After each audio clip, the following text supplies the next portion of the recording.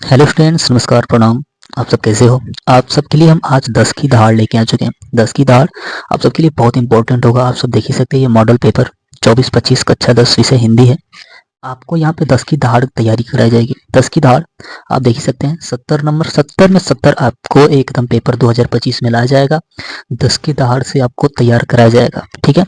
10 की दहाड़ से आपको तैयार कराया जाएगा बहुत ही शानदार तरीके से। तो अभी तक चैनल पे नए हैं तो चैनल को सब्सक्राइब कर दीजिएगा और ज़्यादा से ज़्यादा शेयर कर दीजिएगा, ताकि सभी बच्चे 10 की दहाड़ को तैयार कर सकें और 2025 में एकदम दहाड़ते हुए जाएं और पेपर को फाड़ के चले आएं। आइए चलिए हम लोग देख लेते हैं कुछ पेपर को। इस पेपर को हम लोग हल करते हैं बहुत ही शानदार तरीके से। यहाँ पे खंड अ को देख ही सकते हैं, 20 नंबर बहुविकल्पी प्रश्न मिलेंगे बहुत ही बढ़िया तरीके से। आपको यहाँ पे दिया है कि बाबू गुलाब राय किस युग के लेखक हैं। बाबू गुलाब राय किस युग के लेखक हैं? आपके हो जाएंगे द्विवेदी युग। आपके हो जाएंगे द्विवेदी युग के लेखक हैं। बाबू गुलाब राय किस युग के लेखक हैं? तो हम लोग कहेंगे बाबू गुलाब राय द्विवेदी युग के लेखक हैं, ठीक है। 10 की दहाड़ से आपको बहुत ही शानदार तरीके से तैयारी होगी, बहुत ही जबरदस्त तरीके से। आप 10 की दहाड़ 10 में फाड़ ही देंगे। चलिए आगे हम लोग देखते हैं ऐसे ही करके। यहाँ पे दूसरा दिया है कि चिंतामणि किस विधा की रचना है।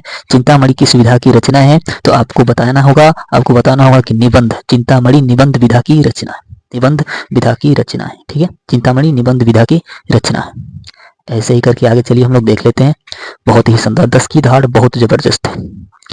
गबन, गबन किसकी रचना है? गबन किसकी रचना है? गबन किसकी रचना है? तो हम लोग मुंशी प्रेमचंद जी पे बहुविकल्प लगाएंगे तो हम लोग कहेंगे कि गबन गबन मुंशी प्रेमचंद की रचना है। क्या कहेंगे हम लोग? गबन मुंशी प्रेमचंद की रचना है। क्या कहेंगे एक बार और? गबन मुंशी प्रेमचंद की रचना है। आपको 10 की दहाड़ एकदम जबरदस्त होगा। ऐसे ही करके हम लोग चौथा देखें।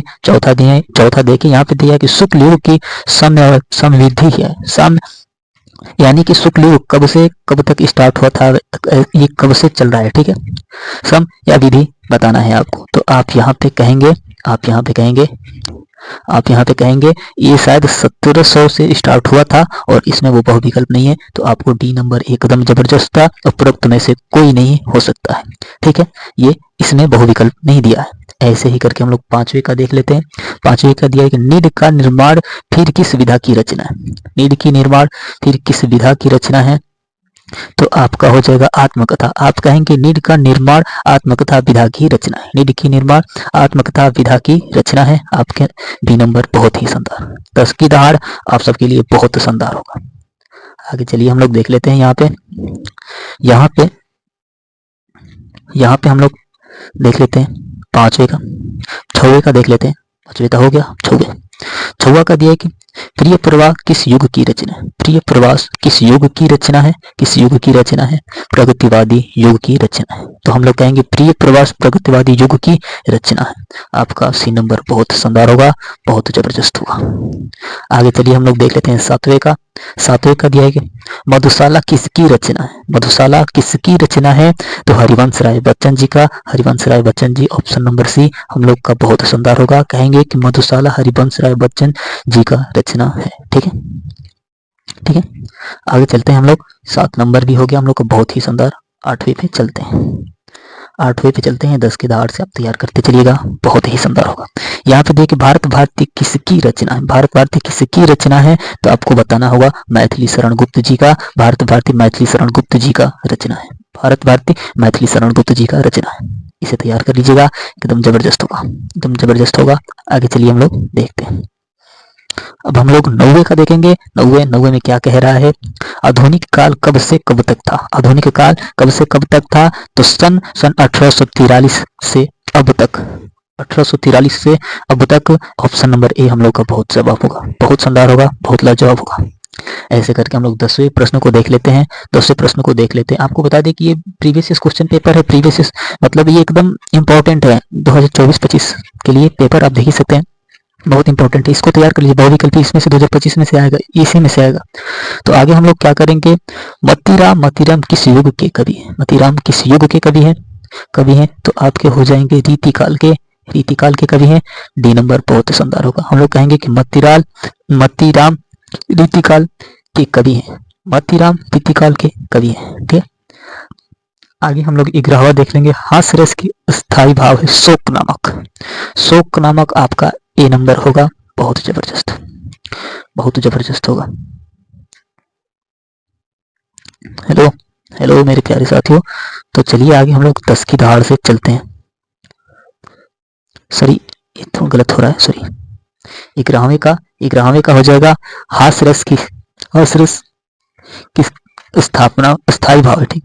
स्थायी भाव, हास्य रस की स्थायी भाव शोक नामक है, और यहाँ पे हास होगा, हास होगा, सही हास होगा, ठीक है।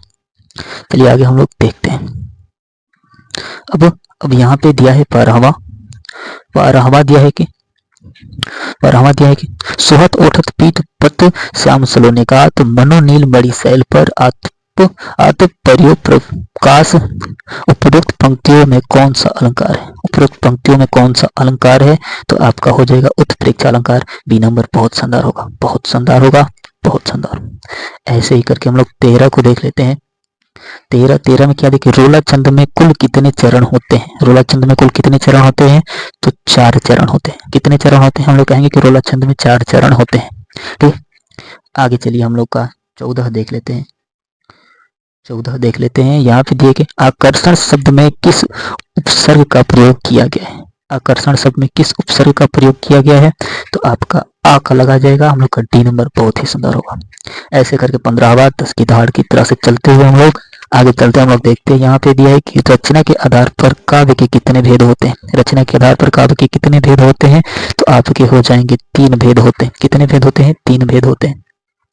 16वां का दिया है यहाँ पे, 16वां का दिया है यहाँ पे, पीताम्बर में कौन सा समास है? पीताम्बर बहुत इंपॉर्टेंट है, पीताम्बर वाला।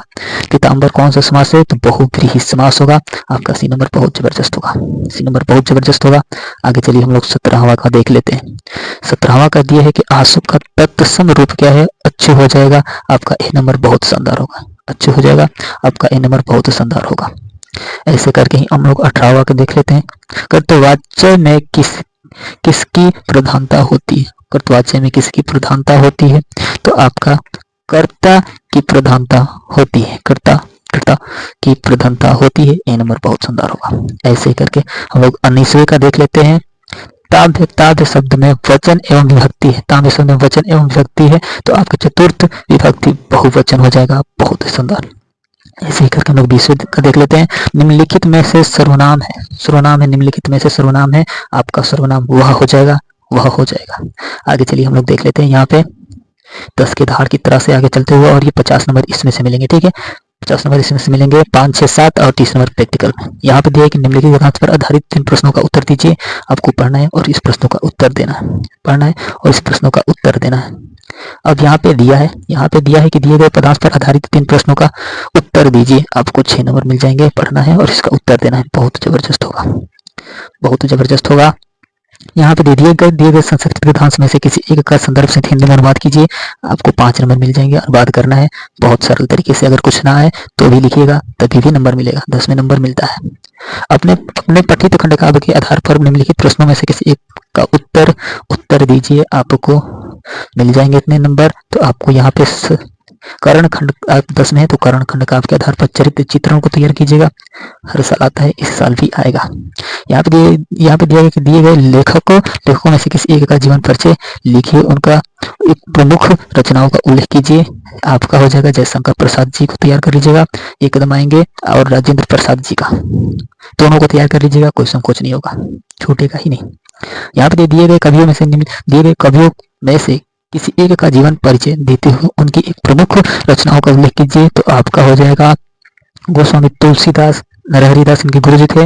राम बोला इनके बचपन का नाम था, और बहुत ही बढ़िया इनके बड़े बड़े जाते थे, और इनके माता पिता दासी के पास के भेज दिए थे, क्योंकि इनके मतलब थोड़ा अजीब थे, अजीब देखने में थे, इसलिए इनको मतलब दासी के पास दे दिया गया कि आप इन्हें पासिए और इसे अपने पास ही रखिए, ठीक है। चलिए आगे हम लोग देखते हैं। आगे यहाँ पे दिया है सातवें का अपने पाठ्य पुस्तक में से कोई एक कंठस्थ श्लोक लिखना है। आपको लिखना अभिवादन